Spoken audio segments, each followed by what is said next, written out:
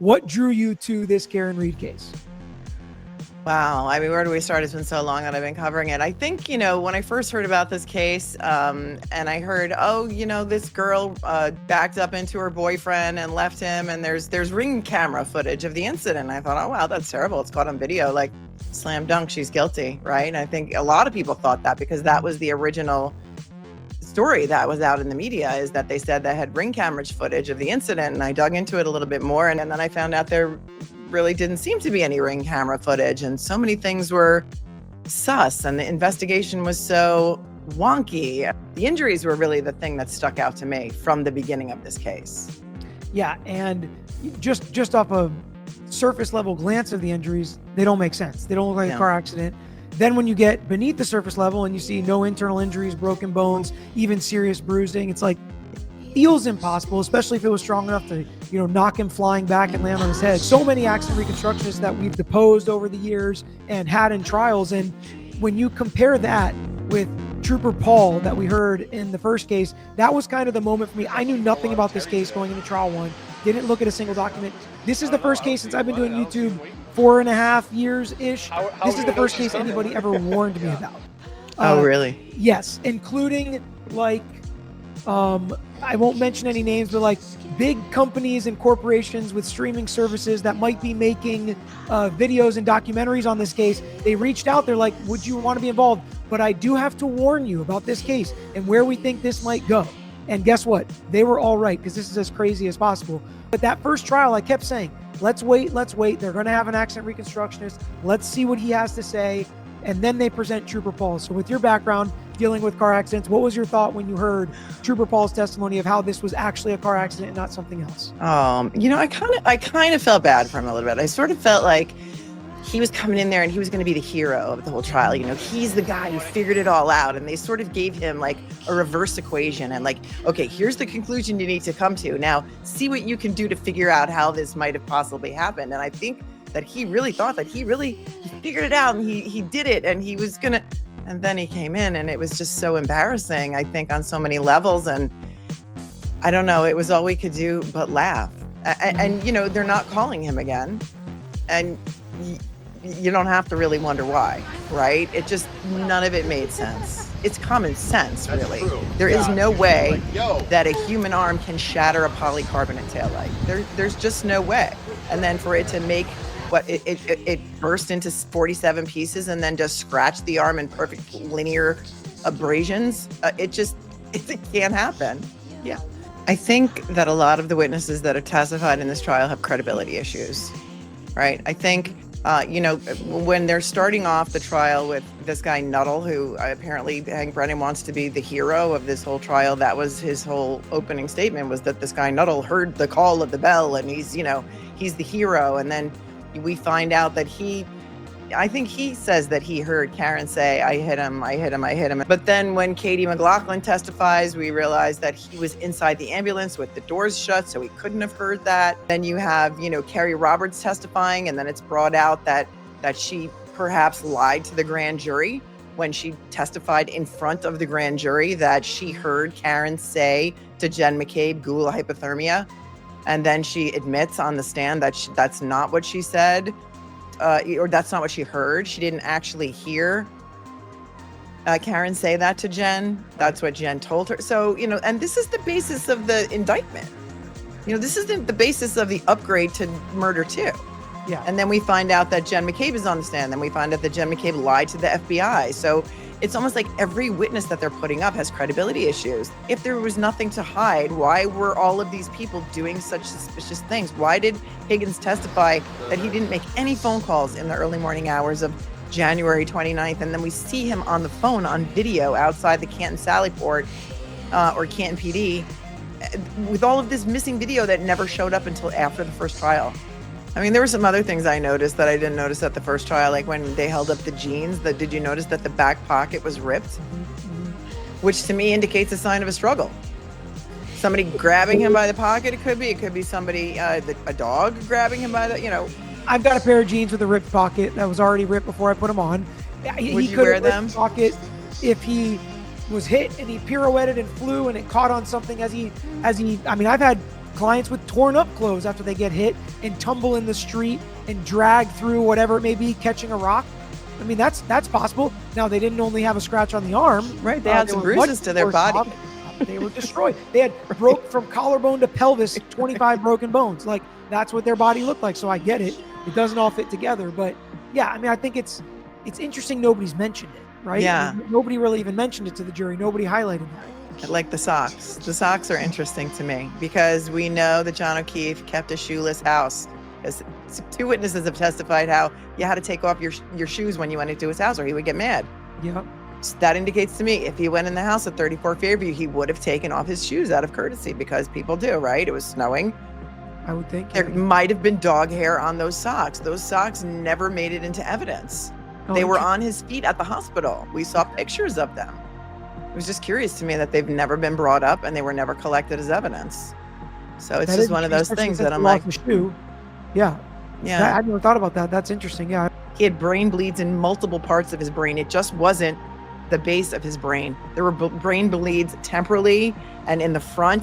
There were skull fractures here, here, and here, which would not occur from falling backwards, as the doctor testified.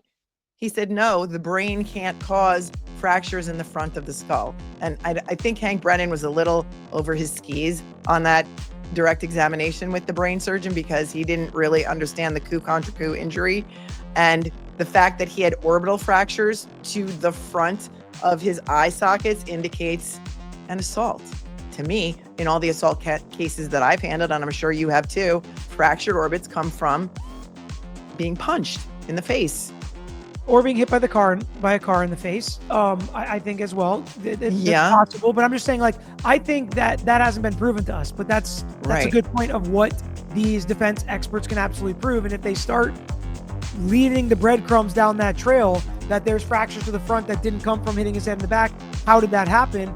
And by the way, I can say a car hitting you in the face, but that's not actually a fair, that's not really a reasonable inference that I think a jury should make because the Commonwealth didn't even say that. The Commonwealth's not even arguing that. So if the Commonwealth's not even arguing that, are you really going to try to say that as a juror, that a car could have hit him in the front of the face? And if he did, I do think that the facial injuries to me in this case are a little bit confusing because I do understand the pooling of the blood and how it can look like that. I also understand how it can look like that from an orbital fracture from being punched in the face. It is also interesting how long a body is, like, if he's immediately buried in snow, it's going to look very different than if you punched me in the face and broke my face and I just sit here for 6 hours. Those two injuries are going to look very different. That does add some intrigue to this case that's really important with these experts. Yeah, and he's got the egg over his right eye, right? And he's got, when Karen said she pulled a piece of glass out of his nose, he's actively bleeding. Mm-hmm. Indicates to me he wasn't out there that long, or he may still have been alive at the time. And if he was hit in the back of the head and that's where all the blood was, why is there blood all down the front of his clothing? Make that make sense. There's blood down the entire his shirt and his pants, and then you've got unknown contributors to the blood stains on his jeans and his shirt.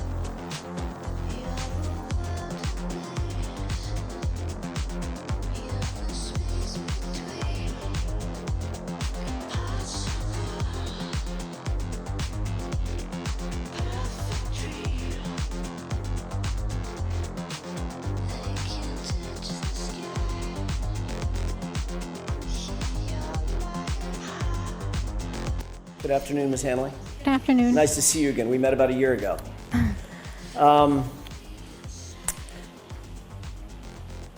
First things first, you were just talking about some plastic pieces in 7-18.8, correct? It was 7-18.18. 0.18, I left the one out. 7-18.18. We're dealing with a lot of numbers. I'm going to see if we can cut through that here in a second. Sure. First of all, you indicated that you were doing a comparative analysis in different different categorical ways, using microscopy, using the microspec, using the FTIR. I think you also use the FTIR in that as well? Yes. And you indicated that your analysis concluded with those pieces could have come from the same source, from the source in 3-1, the taillight. But you're not conclusively saying they did, correct? It could have come from, they could have a common origin, or it could have come from another source with the same characteristics. Right. So in other words, another way to say that, Ms. Hanley, is it may have come from a tail, it may not have. It's a possibility. Okay. Photograph of Exhibit 200 that you saw just a second ago. Quick question about that. In your inspection of that taillight, it's true, is it not, that that is manufactured entirely of plastic or plasticine pieces? There is no glass in that taillight, correct?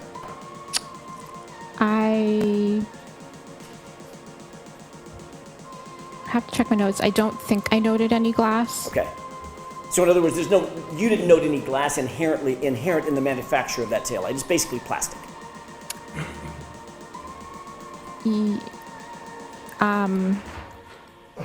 Yeah, I think most of the parts were plastic.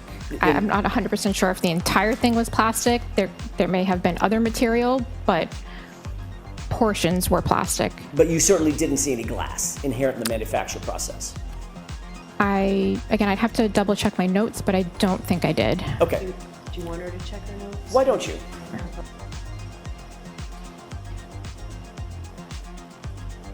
Okay, so I did not make any notation that I noted portions that were glass. Great. Final point before we get into the actual analysis. On any of the glass, I want to shift gears to just the glass material that you analyzed and that you looked at and you inspected.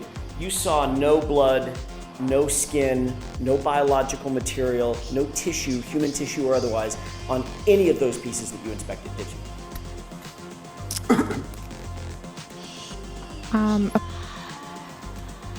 Upon examination of those items,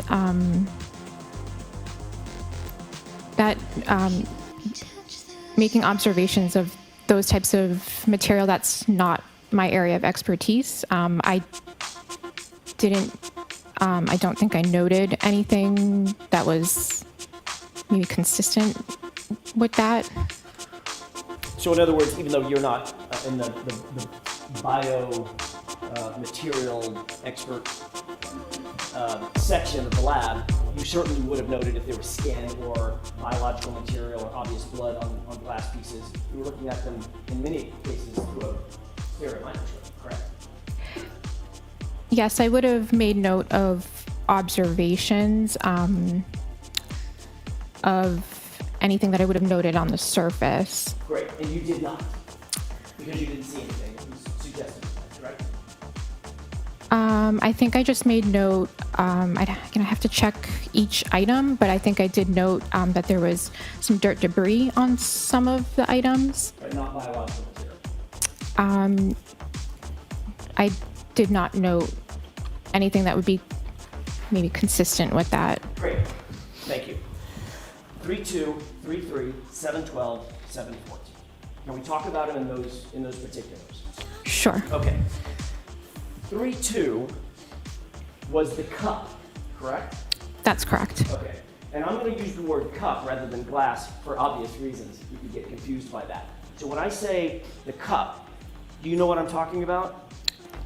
Item 3-2. Great. 3-3 are the 5 items that were found on the bumper, claimed to have been found on the bumper by MSP or crime. Okay? Yes. 5 items, A, B, C, D, and E, correct? Correct. Item 7-12 are 9 items, glass items, that were recovered at 34 Fairview by Trooper Buchanan in an evidence envelope. 7-12, 9 items, A, B, C, D, E, I, K, and L. What was in 7-14, that's an easy one piece of glass. That's correct. Okay.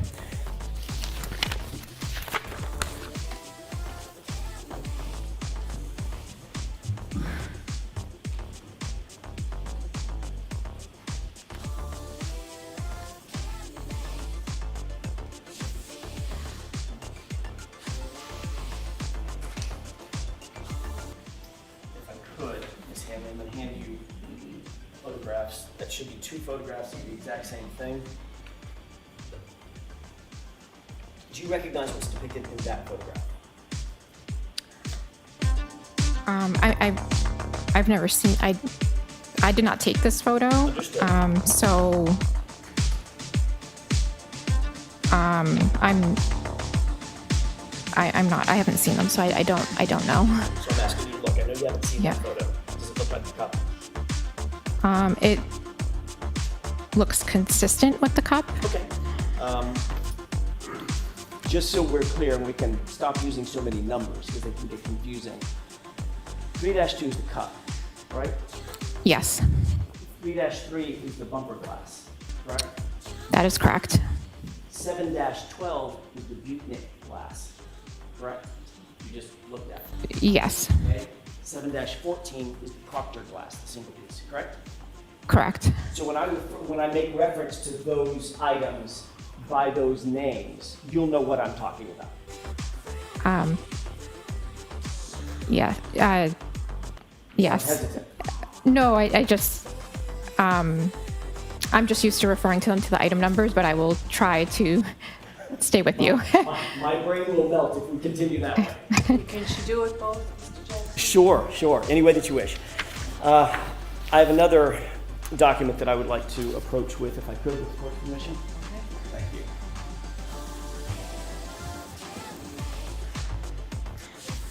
Have you ever seen that before, or a variation of it?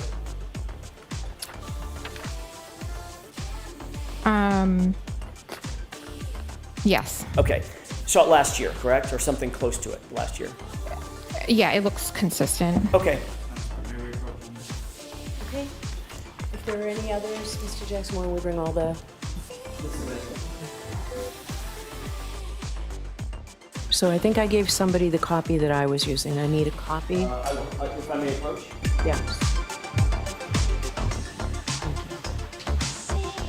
All right, so let's mark this first for identification. Happy to.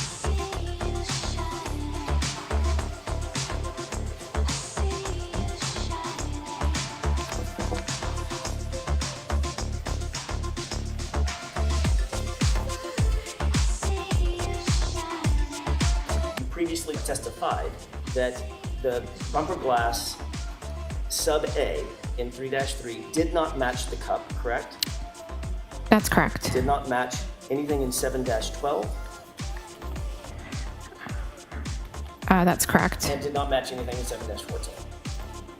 That's correct. And you see those represented by sort of the international symbol for negative, correct? A circle with a line through it. Correct? Yes. Okay. Under subcategory B, glass B, did not match the cup, did not match 7-12, did not match 7-14. That's correct. You see that there is a green indication that glass recovered by Proctor did match in your analysis, or was consistent with the item in 7-14, correct? It was consistent microscopically and instrumentally. Yes. Okay. 9 pieces of glass that you looked at. A through F, I, K, and L. Is that right? Yes, those are the correct letters. And A, B, C, D, F, and K all matched the cup, correct? All matched the cup. Had a physical match to 3-2, the cup. Is that accurately represented on this chart? Yes. For 7-14, that is the single piece of glass that was recovered by Trooper Proctor. That did not match the cup, and it did not match anything in 7-12, correct? Yes, that's correct. Is that accurately represented on the chart? Yes. 3-2 on the left is the cup. 3-3 represents the 5 pieces of glass of what we call the bumper glass, A, B, C, D, and E. 7-12 is the 9 pieces of glass recovered by Trooper Buchanan at 34 Fairview. 7-14 is the glass, single piece of glass recovered by Trooper Proctor. Starting with the bumper glass, category 2. Piece A did not match the cup, anything in 7-12 or anything in 7-14, correct? That's correct. Piece B did not match the cup, did not match anything in 7-12, did not match anything in 7-14, correct? That's correct. There were some matches in these 9 items, 6 of them, A, B, C, D, F, and K, correct? Yes. But what those matched, Ms. Hanley, were the cup nothing on the bumper, correct? Correct. And what didn't match the cup were E, I, and L. Is that right? That's correct. Moving back to category 2, however, there was one thing, item E, that did match something in this series of categories. Isn't that right? Not a physical match, but instrumentally there was consistency. All right. And this was an item, the only piece of bumper glass, the only piece of bumper glass to match anything else in your analysis. Matched what? Or was consistent with what? Item 3-3, piece E, was consistent in physical and instrumental properties with the sample that I took from item 7-14. Which is the single piece of glass recovered by Michael Proctor, correct? Yes. But not a single piece of glass, nothing that you analyzed coming from that bumper matched the cup. Did it? Nothing. Physical match comparison, there was no physical match comparison to the cup.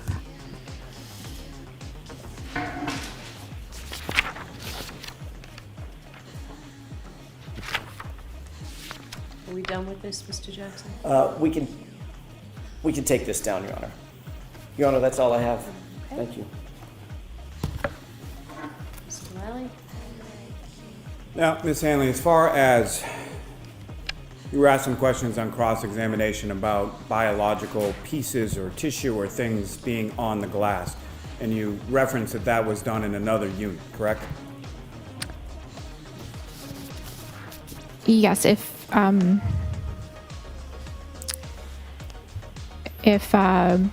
that type of examination was needed, that would be done in a different unit. Objection, Your Honor. I'm going to allow that, but next question.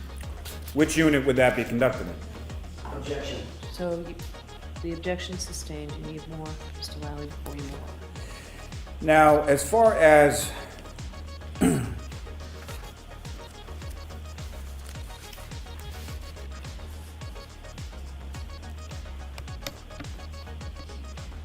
the chalk that you were just presented, as far as the 4 photographs that were depicted in there, have you ever seen any of those 4 photographs before?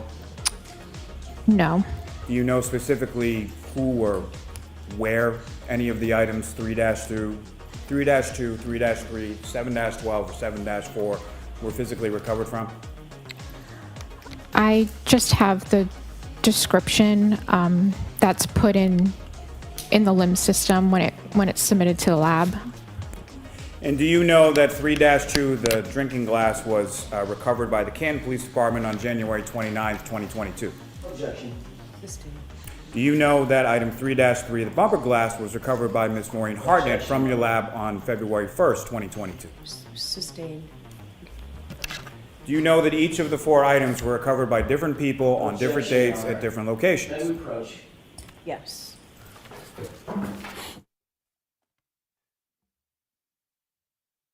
Nothing further. Anything? Very briefly. So in sum, not a single piece of glass on that bumper could be connected to that cup, correct? There was no physical match to the pieces that I compared for physical match from the bumper. There was no physical match to the glass cup 3-2. Thank you. So another way of saying that is not a single piece of glass that you analyzed on that bumper matched that cup, correct? Sustained. But the one piece of glass that did match something came from the same source, or was consistent with coming from the same source as the single piece of glass recovered on the possession of or bagged by Trooper Michael Proctor, correct? It was consistent with item 7-14. That's all. All right, Ms. Hanley, you are all set. I'm going to see counsel for a minute. Feel free to stand up and stretch.